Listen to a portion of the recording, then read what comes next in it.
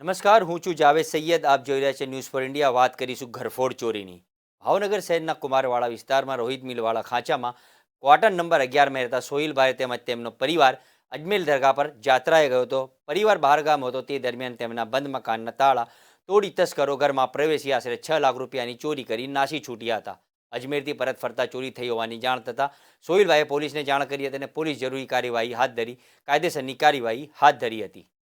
Pathan Sohail Khan Ashraf Khan Kumbharwada housing board quarter number 11 અમે ગયા હતા અજમેર અને ઘરે ચોરી થઈ ગઈ છે.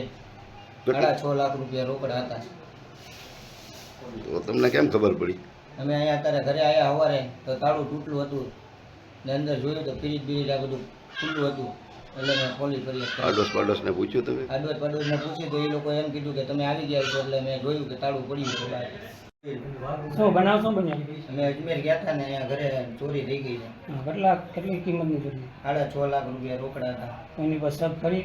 એવું સગાઈ સાહેબ હતા નહીં તો કેમ ખબર પડે? પોલીસ ફરિયાદ કરી છે? પોલીસ ફરિયાદ કરી તો છે.